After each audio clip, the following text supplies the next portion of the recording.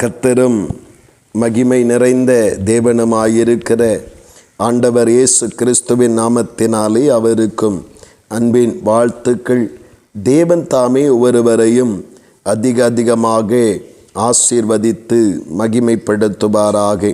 இந்த நாளுக்குரிய தியான வசனம் ஏசாயா 10வது அதிகாரம் அதனுடைய 21வது வசனம். மீதியாயிருப்பவர்கள், யாக்கோபில் மீதியாயிருப்பவர்களே வல்லமையுள்ள தேவனிடத்தில் திரும்புவார்கள் என்று சொல்லப்பட்டிருக்கிறது. இங்கே மீதியான கூட்டம் என்று ஒரு கூட்டத்தினரை ஆண்டவர் அங்கே வெளிப்படுத்துவதை காண முடிகிறது.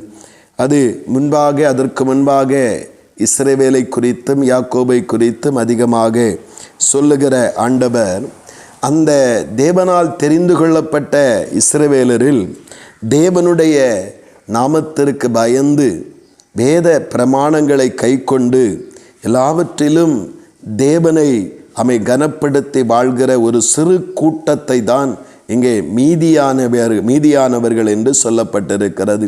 அவர்கள் இந்த உலகத்தின் சவால்களோடும் உலகத்தின் வல்லமைகளோடும் உலகத்தின் பயங்கரங்களோடும் எதிர்த்து நின்று மீந்திருக்கிறவர்கள். பலர் அந்த சவால்களிலே உலகத்தை விட்டு கடந்து சென்றிருக்கிறார்கள்.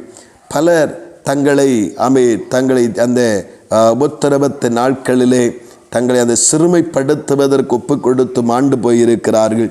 ஆனால் ஒரு சின்ன கூட்டம் மீதியாய் இருக்கிறது.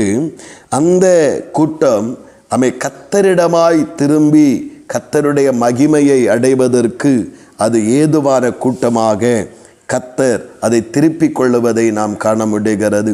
இக்காலங்களிலும் நாம் கவனிப்போம் என்றால் ஆண்டவர் ஏராளமான கொடியான கிறிஸ்தவர்கள் அல்லது தேவ பிள்ளைகள் என்று சொல்லுகிறவர்கள் இருந்தாலும் ஒரு சிறு கூட்டமே இந்த உலகத்தின் மாயைகளிலே சிக்கிவிடாதபடி, உலகத்தின் காரியங்களிலே கரைபடாதபடி, உலகத்தின் தங்களுடைய விசுவாச ஜீவிதத்திலே எதிர்கொள்ளுகிற சவால்களையும் சங்கடங்களையும் அவை தன்னுடைய வாழ்வின் சாதனையாக எடுத்துக்கொண்டு அவைகளுக்கு மத்தியிலே ஜீவனுள்ள தேவனை பின்பற்றுவதற்காக தைரியமாகவும் திடமாகவும் நிற்கிற ஒரு சிறு கூட்டம் இருக்கிறது.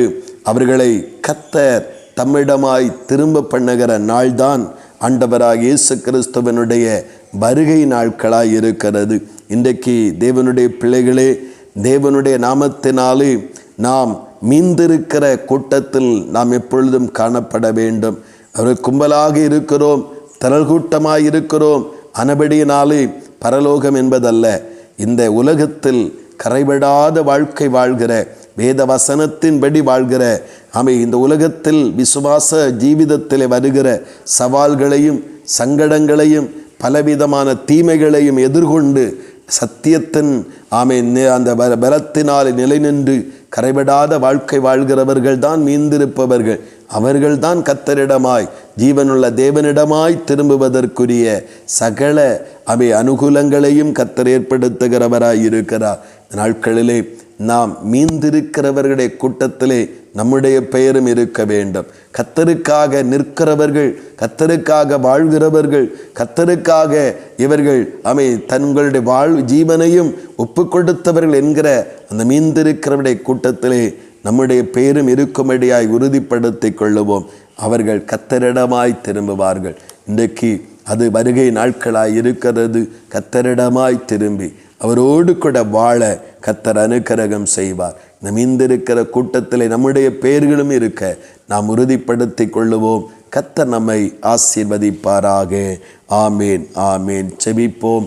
பரலோகத்தின் நல்ல ஆண்டவரே, பரிசுத்தமும் நீதியும் நிறைந்ததான இந்த நல்ல காலை நேரத்திற்காக நாங்கள் உமக்கு ஸ்தோத்திரப்பா. ஆண்டவரே, மீந்திருக்கிறவர்கள் கர்த்தரிடமாய் திரும்புவார்களே.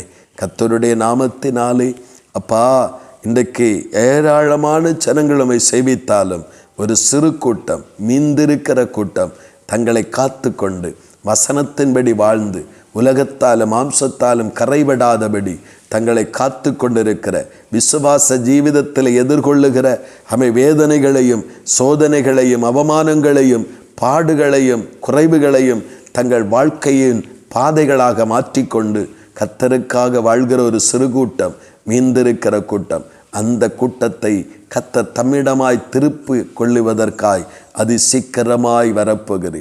என்றைக்கும் அவர்கள் இந்த உலகத்தில் அடகு வைக்கப்பட்டவர்களாய் அல்ல, அவைகளிலிருந்து திருப்பி தம்மோடு கூட வைத்து கொள்ளுவதற்காய் கர்த்தர் வெளிப்பட போகிறீர்.